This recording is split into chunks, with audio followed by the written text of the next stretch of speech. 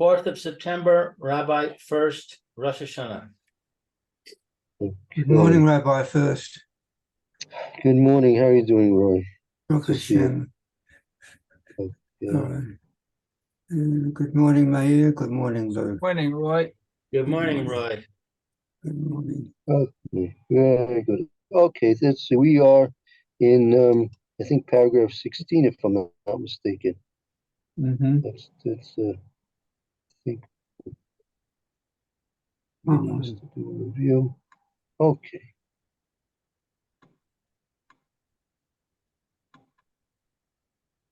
Okay, yes, who would like to do some reading to begin with today? I would. If you'd like to begin, let's just recap paragraph number 16. Okay. V'yesh lecha yadas ki ma she lekach Avraham ayo temuras Yitzchak v'hu nikra ayo shel Yitzchak.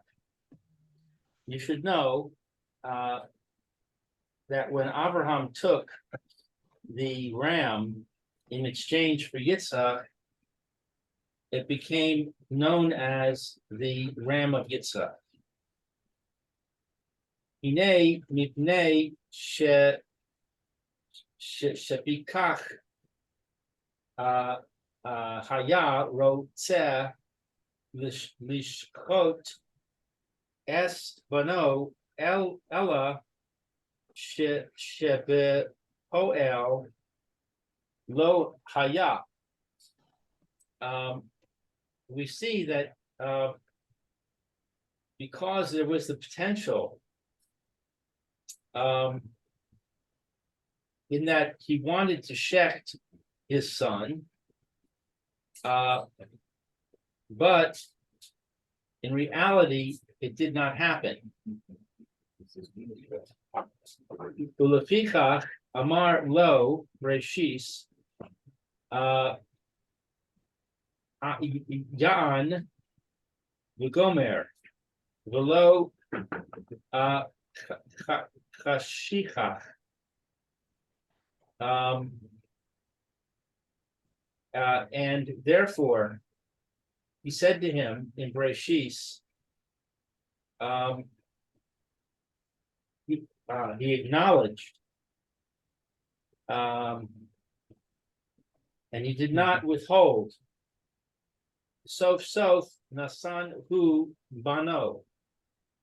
In the final analysis, he gave him his son. Vitzosa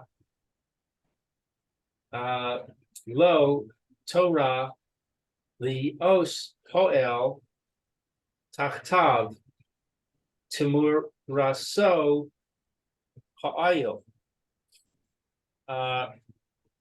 When he commanded him, in the law to that it should be in reality substituted in exchange for the ram. Right.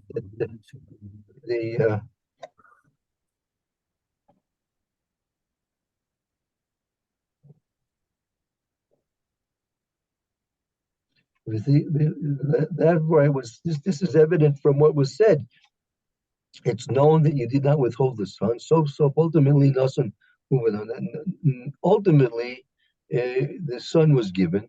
It's Torah Poil Taktav Timrosa Ayel, and the Torah commanded him that it should be done in actuality, the giving of the ayel in exchange. That was what occurred. But the truth was that he didn't withhold his son from Hashem.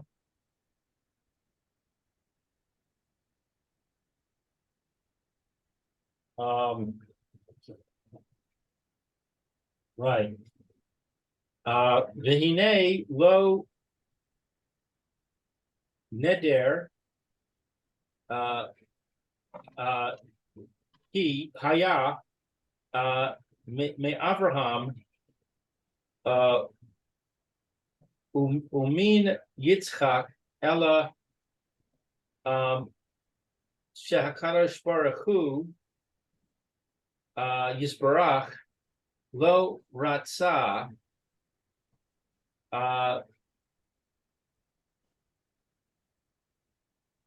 so we see there was nothing lacking from Avraham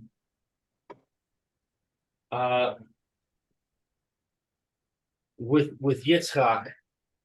I mean, from the point of view of Abraham and Yitzchak, they weren't lacking anything. They were fully committed and absolutely willing and ready to do what Hashem wanted. So from their parts, there was nothing lacking. Kadosh Baruch Hu ultimately did not want that Yitzchak should be slaughtered, and rather the isle should be brought instead. Who bidvadai ki yesh Hashem Yisbarach Roy Haya Hakarban Hazeh Ha'ayo Lios Nigrav Tamuraso. And this was certainly Hashem's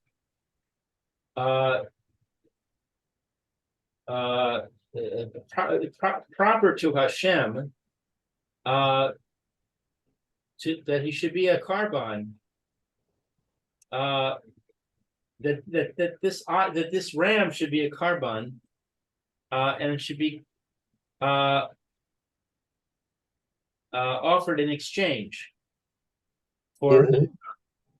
It was befitting from the point of view of a Kadosh Baruch Hu that the korban, that this korban would be the ram, and that would be the exchange for Yitzchak.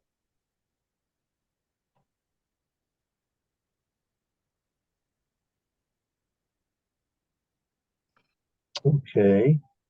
So summarize the paragraph. Yeah, so we see that it's called the Ayel Shel Yitzchak because this was the exchange that Hashem commanded be given instead of the offering up of Yitzchak, which Hashem did not want. Hashem instead wanted that this ram should be offered up instead of the offering up of Yitzchak, and therefore, since from the perspective of Abraham Avinu and Yitzchak Avinu, there was nothing lacking. So therefore, when this isle was given over instead of the slaughter of Yitzchak, this ram became the manifestation of the fulfillment of Hashem's wishes. Number one, that he tested Abraham Avinu and Yitzchak Avinu that they would not be lacking in giving up their first son, or they're giving up their life to fulfill the rest of Hashem. But even more importantly, there would be no lack of non-compliance on the part of Avraham and Yitzchak. The ayah was given as a full exchange for the not doing it to Yitzchak, but instead it was accomplished by doing it to the ayah. Okay, thank you. Okay. 17. Yeah, please. Okay. V'da ki chachamim zal amru in Avos ki elu shel Yitzchak nivra bein Hashamshos.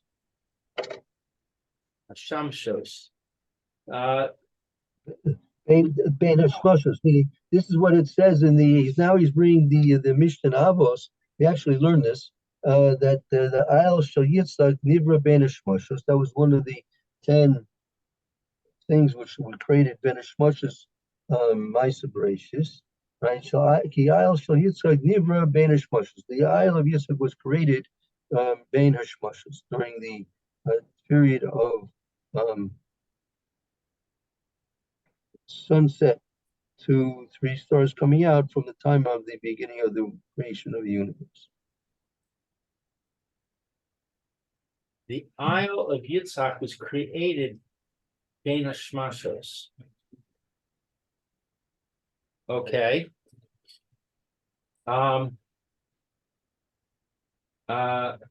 Shetis Bonenu, Shetis Bonain, Mizeh, Godal, Inyan Ha'ayel, Hazeh, Utumura Hazos.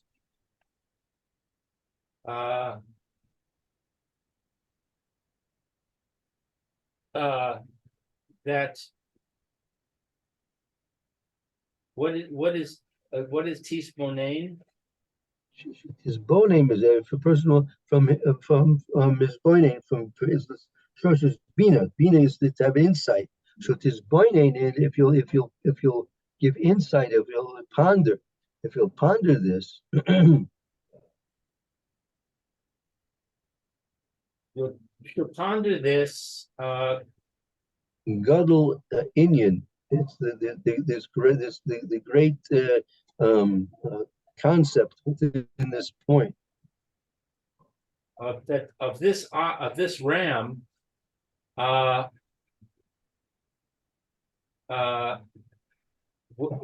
this exchange. right. You think into this about the nature of this isle and the fact that it was in fact an exchange for Yitzchak. BMS Roy Haya Mitzad Lios Yitzchak Naakad Al Gabe Hamzbeach V'ha'ayo Hazeh Tamura. Because really, it's proper from the perspective of Yitzchak being offered on the altar, and the ram being substituted. Right.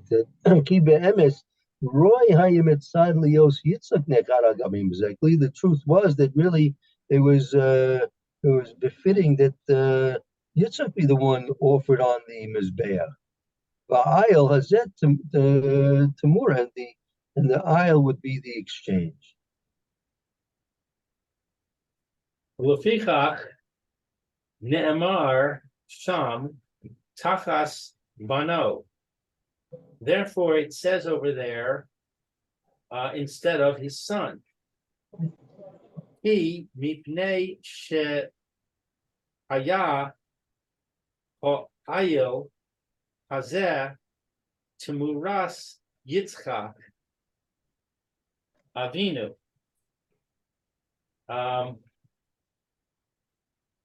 Because this ram is exchanged for Yitzchak Avinu. Right. L'ma'ala so ulemad rigaso hu nivra bein hashmashos ki lo ayil sama haya ella haya ayil miyuchad. Right. Since this aisle is the exchange for Yitzchak Avinu, according to his virtues and according to his status, therefore this aisle was necessary to be created ben shmoshes. It wasn't a stam, just a regular aisle. And there was this aisle was something which was unique. So just like this aisle had to be the exchange for Yitzchak, who was on very high levels of spiritual levels, the aisle, which would be his exchange, had to be created in a shmoshes to be befitting and match the virtues and uniqueness of Yitzchak. Therefore, it was created specifically during Ben Ishmashis, and I couldn't just take any old aisle that was walking around the mountain that day. וזה האיל היה מסטיחס El Yitzchak Avinu. This ram was what's Mesichas? Misyachis El Yitzchak, Misyachis meaning it was connected to Yitzchak Avinu. V'harei le'inyan hakidosh. I'm sorry. Hakarva ki ze tachas Yitzchak. And we see that this matter of the offering, this was in place of Yitzchak. Ki hashta haya yiyeh hamachshava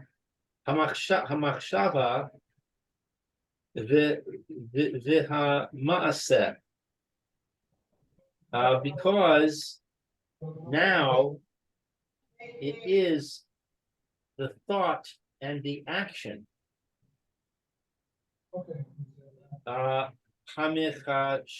Hamachshava shehu haya chayfetz la'asos v'hama'aseh hu hakadosh. I'm sorry, hakarban ha'ayil tachas beno. Because now it is thought and action. The thought that he desires to do, and the action is that he offered the ram instead of his son. Did I get that right? Yeah, very good. That was very good.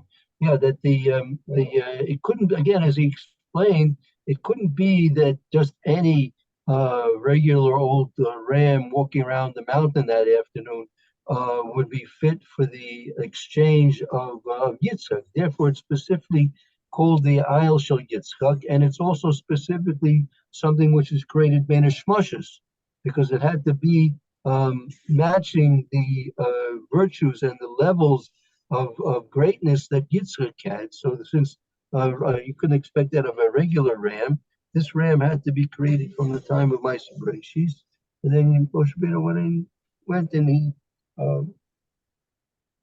asked Avraham Avinu, and he was so willing to do it in terms of his desire and in terms of actually offering up the Ayil instead of Yitzhak. So therefore, it was a perfect exchange for Yitzchak. Okay. I don't know if you'll agree with this with this thought process I have, but when I try to understand this concept of something that's created bein hashmashos, Right. I think of it as that it's like in addition to the laws of nature, that there's something that has been put into the system of nature so that it functions like other natural things function. Like, for example, I think the splitting of the Red Sea is something that was created by Masod, if I remember correctly. And actually not. You might be thinking about the PRRs that swallowed up Korach, maybe. But Well, that would be a good example. That, in other words, that was something that happened according to the laws of nature, so to speak, even though it was not strictly the laws of nature, but because this thing has been created ben shmashos, it became a pseudo-natural phenomena. Does that make any sense? there are those who explain it that way. There are some who explain that the Benish Mushes between Maisa Bereshis and meaning things creating Yesh Mi'ayin, which is an element of miraculousness to it, and things which were created Ayin Yesh Mi'yesh, which are more natural. So the combination of the miraculousness along with the normal, natural, physical creations. So they explained that things created in the sponges have a combination of miraculousness and naturalness in them. Which there are, as I said, there are those who explain it that way.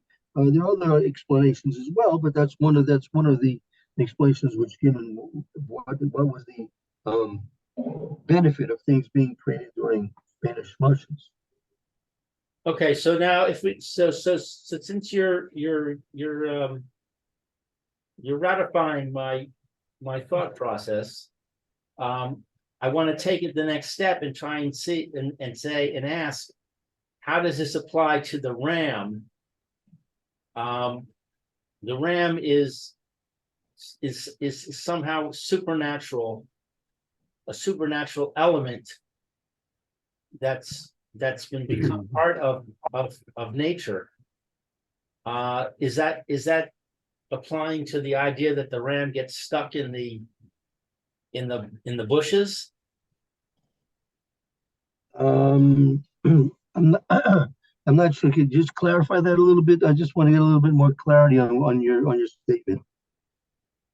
Well, the fact that the ram gets stuck in the bushes, Right. that would seem to be a nace. That just at the time when Abraham is looking around saying, well, all right, Hashem, I'm not going to shect Yitzchak, but here I am, with the fire and the knife and the altar, and the mental preparation to do a carbon. What do I do now? And then boom, this ram, kind of jams itself into the bush. Right. He says, "Oh, look at that! What a coincidence!" Right. You think that's what it's referring to when it says it was created ben hashmashos? Well, I mean, it's that, but you have to say a little bit more than that, because I mean, it wouldn't, for something to just be to occur like that simultaneously, that may not necessarily make it a really it might be miraculous, but it doesn't really have to be required to be made during Ben Ishmashis. For example, there was a real occurrence. There was I don't know how many years ago, 20 years ago, there was a hurricane in New Orleans, flooded the whole city, became flooded. I forgot which year it was. Oh yeah, I remember that. Yeah, about 15, 20 years ago. So there was a fellow there. So they told everybody to evacuate the city, but there's one guy who was a stubborn guy. He didn't want to evacuate his residence. So he was in his office building, up maybe like eight flights in his office building, and it was standing near by the windows, and a big gust of wind of I don't know how many hundreds of miles an hour came and broke through the windows. and ejected him out into the air from his office building, right? There he is in midair, and lo and behold, there was a truck carrying mattresses passing by. Of all things, a truck carrying mattresses in the middle of a hurricane passing by, and he happened to land right there on the truck carrying the mattresses. How do you like that, right? That's pretty amazing. Yeah, pretty amazing, pretty amazing. So again, like you would say there's an element of miraculousness there. True, I would agree with that. The simultaneous occurrence of him being pushed out the window and the truck going through, and the whole city being deserted anyway, and a truck carrying mattresses in the middle of a. So you would think, yeah, there's miraculousness involved there. True, but I'm not sure you necessarily have to have that truck created Beta Shmoshes to have that done, right? Right. So, right. So the element of being simultaneous events, miraculous, put it this way, simultaneous miraculous events can and do exist and do happen, but whether they need that element to being created during Beta Shmoshes, I'm not sure that's necessary, right? I mean, there seems to be a special other element of a dimension, a different dimension of miracle that's there when things are created by Shmashas, which are above and beyond other types of miracles, maybe just as we're dealing with in this case, a simultaneous occurrence, right? Right. So getting stuck in the thickets just at that moment when Avravino was having the decision to make whether to go ahead with the Yekeda or not. So that simultaneous occurrence, that is an element of miraculousness. That is true. But I think what they're adding is that the fact that that was a ram, which would be properly used as a proper equal exchange for Yitzchak, the fact that ram had to be created Ben Ishmashis, that was another dimension of miraculousness, which had required Ben Ishmashis to be have an element there, rather than simply the simultaneousness of the event. Gotcha.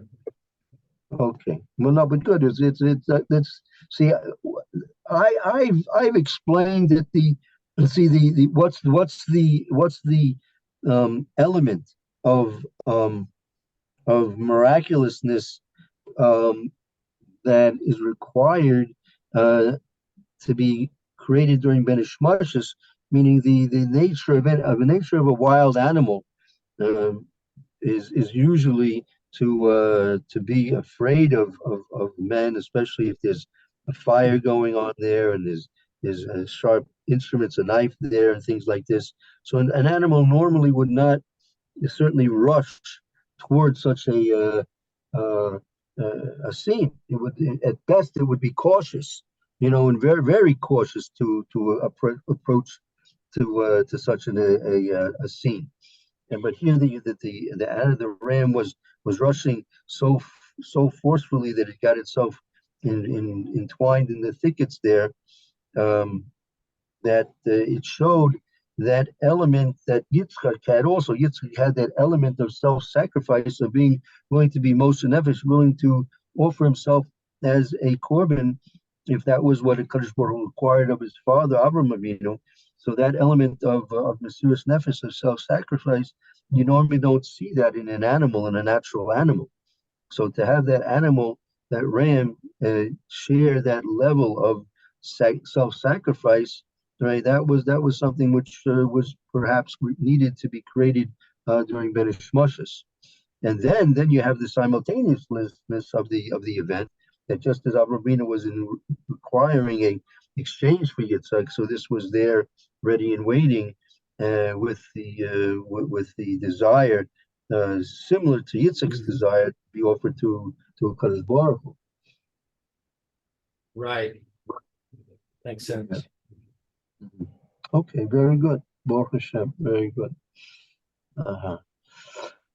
Okay, so that explains the necessity for Beta Shmashis. Now, okay, let's now proceed to the 18th chapter, and this is also now going to relate back a bit to the shofar as well. Because this shofar is that we blow, and the shofar that was taken from the Isle of the Acadia, they're very, very similar and corresponding. Right. Vihine, excuse me, Vihine Amar Tiku B'Shofar Shel Ayo. And we see that it's stated, blow the shofar of the ram. The fee she ha'ayo ba'a ba'atzmo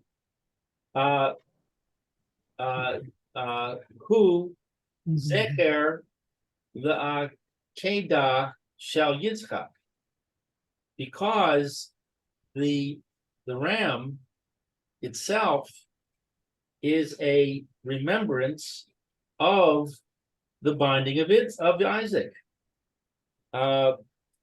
Uma'ala ani aleichem lefi she'ha'av hu shoresh haben.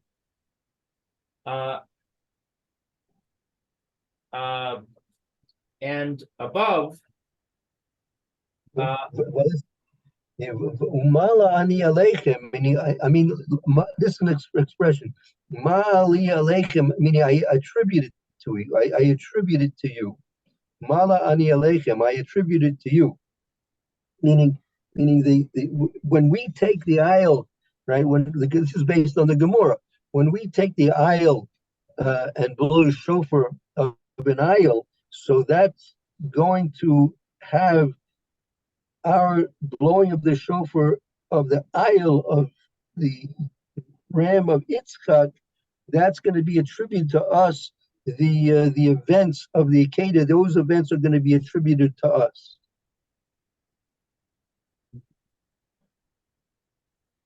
As he's going to explain, he's going to explain how this is. How is it by we taking a shofar of an aisle and blowing that on Rosh Hashana? How is that going to give us the merits? We discussed this one of the first times we were learning this. I think you were asking about this point as well.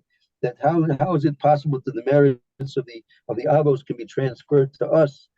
Right. So we explained that as long as we have a connection with their actions, with their deeds, so then we connect with the avos, and the merits of theirs are also attributed to us.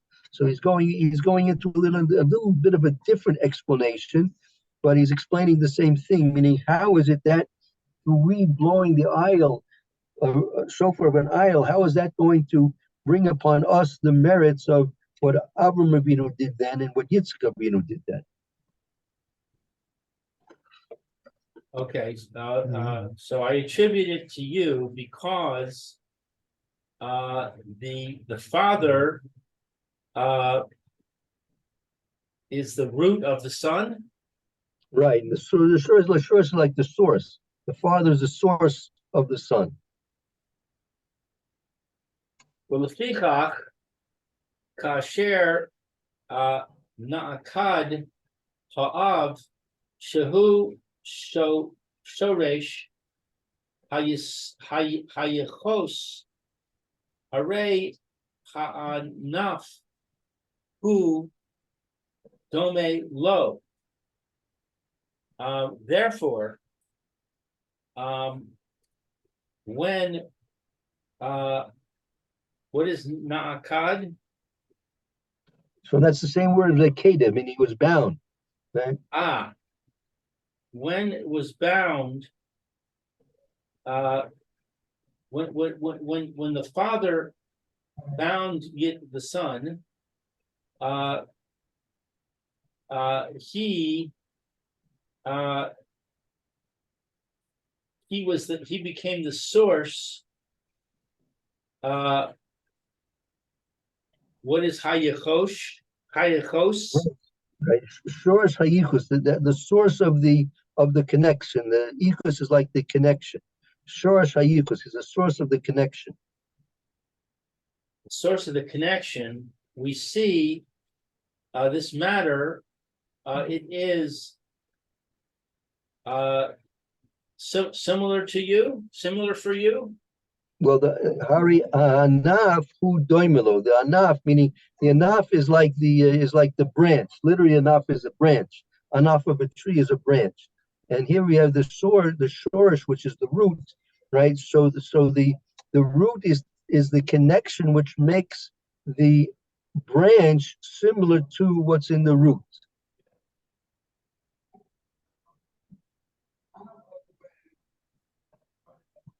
He gam Yisrael haya atzmam likvod Hashem Yisbarach u mosrim nafsham alehem.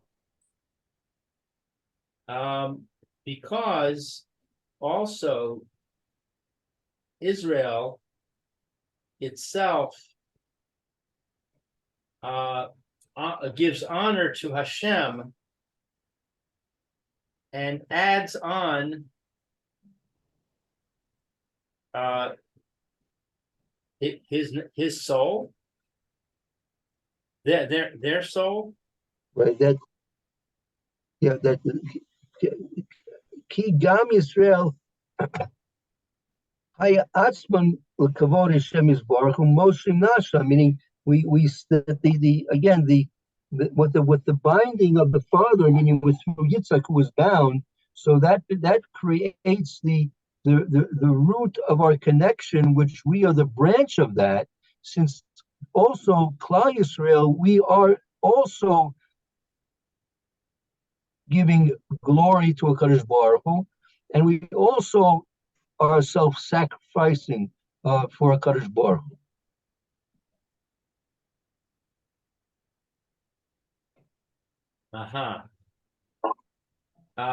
Ulefichach may Allah ani aleichem keilu akedas akdasam atsamchem lifnei.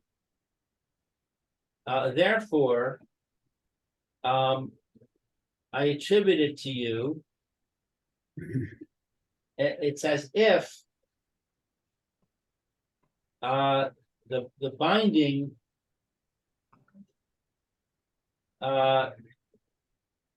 itself is before me.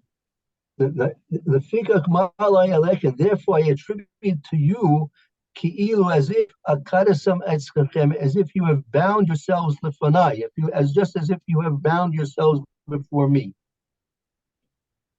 So Hashem is saying, I attribute to you, the Jewish people, that it's as if you bound yourself before me. Right. So with the blowing of the shofar, which is the ayil, which is the connection that we have with the Akedah. So Kadosh Baruch Hu attributes to us as if we have also bound ourselves before Hashem. Because we're blowing the ram's horn. Right. Hashem is making that connection.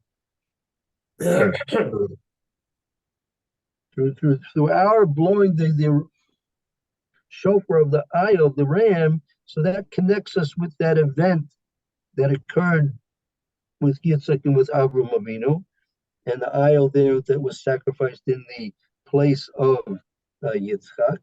And so through that, since we're connecting with that event, so therefore Kadosh Baruch Hu also goes one step farther and is going to attribute the merits of that act of Avraham Avinu and Yitzchak Avinu to us as well. And it's therefore considered as if we are also binding ourselves at that time before Kadosh Baruch Klal hadavar. The rule of the matter. Yeah, I mean, like the basic principle. The basic principle. Ki ha'ayol hazeh hu mora al akedas al Hakana'ah, the Midas Hadin, because this ram, it is teaching us. It's a more like it's an indication. It's indicating concerning the binding and concerning the what is Hakana'ah? So actually, more might be a little bit more like it's a manifestation. It's a little bit more than an indication, like it's a manifestation. Again, Klal Adavar, the general rule is Kia Ayel Hazez, since this ram, Mora al Akeda, is a manifestation of the Akeda, number one. And number two, Al Hachna the Midas Adin, and on the subservience or the submission to Midas Adin, the submission to Midas Adin, meaning Avraham Avinu and Yitzchak Avinu, right, when they were engaged in fulfilling the will of HaKadosh Baruch with the Akedah, so they were submitting themselves to Midas Adin. It was a terrible, terrible thing that Avraham Avinu, who was the father of Chesed, and Yitzchak Avinu, who was going to follow through and carry on this heritage of Avraham Avinu in the world, it was a terrible thing that they were obligated to follow suit through Midas Adin, the judgment upon them that Yitzchak was supposed to be offered and bound, and so that was submission to Midas Adin. They were submitting themselves to the Midas Adin, to the judgment of the Kadosh Baruch Hu. That's what he required, and that's what he wanted them to fulfill. So this ayil, this ram, is number one, a manifestation of the Akedah, and also a manifestation of submission to the Midas Adin.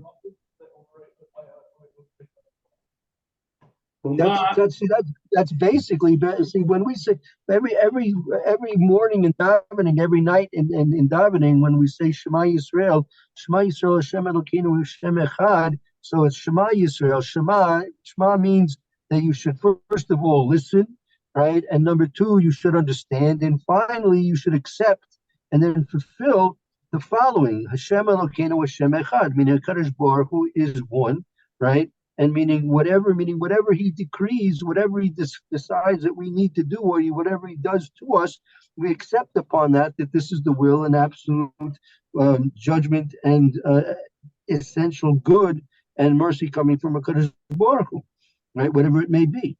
So that's submission to Midas Adin, that we accept upon ourselves the judgments of HaKadosh Baruch Hu, whether we understand them or not, whether they happen to be sweet or not, whether they happen to be difficult or not, whatever they happen to be, we accept upon ourselves the judgments of HaKadosh Baruch Hu, and that's simultaneous with the saying of Shema, and it's also an element of the Akedah, which was accomplished and fulfilled by Avraham Avinu and Yitzchak Avinu at the time of the actual Akedah. And also when we blow the shofar on Rosh Hashana, that's also a manifestation of the same thing taking place.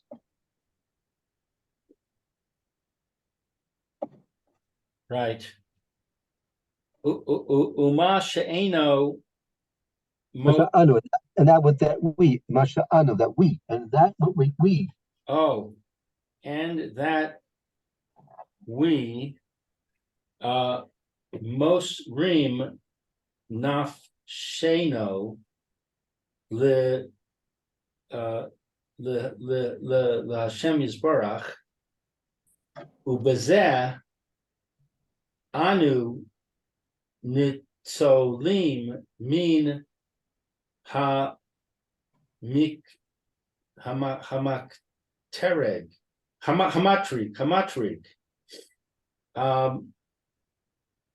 And that which that we add on our souls to Hashem. Well, that we most stream Hashem, that we give over ourselves. We give over ourselves to Hashem Yisbarach. We most nefesh. We give over ourselves to Kadosh Baruch Hu. We give over ourselves to Hashem. And in this, what is nitzolim? Nitzolim min hamikatra. We are saved from the accusation.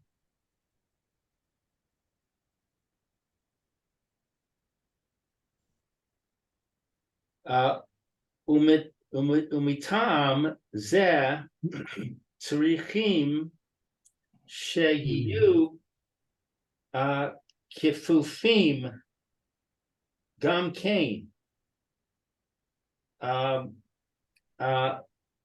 And the reason that this is necessary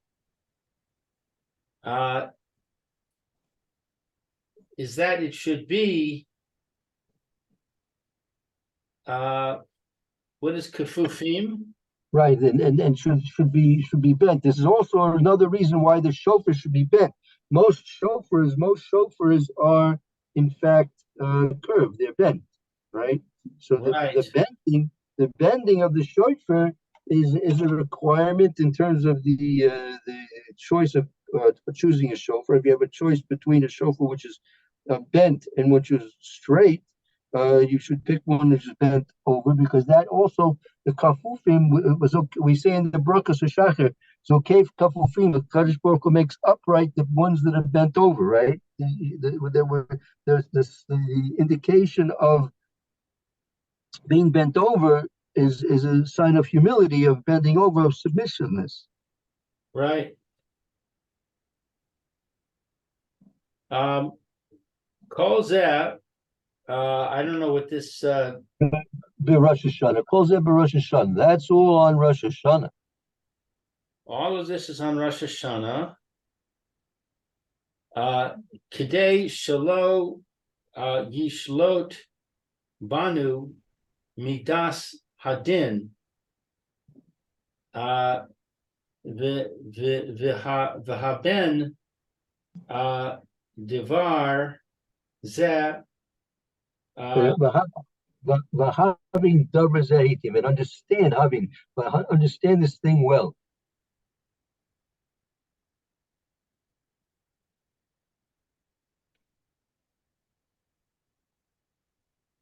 Eich ha'ayil hu remes al akeda ka'asher tir'eh shehaya ha'ayil karav b'makom Yitzchak. How it is that the ram is a hint to the binding as when we see that it is the ram that is close to the place of Yitzchak. Okay. So understand this thing well. How the this aisle is a indication of the Akedah, which we saw there that the ram was sacrificed, was offered up instead of Yitzchak. Right.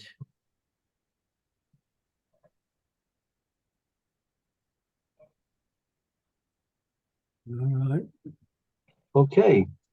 Very good. Okay, so let's stop. We did it, right? We did it. So thank you very much, Lou. Very good, very good. Let's stop here, and we'll continue on with this tomorrow, Mitzvah. Amen. Thank you. Okay, Roy, you should have a good afternoon. Hope to see you tomorrow. Amen. Me too. Be well. Have a good day, Roy. You too as well, Maya.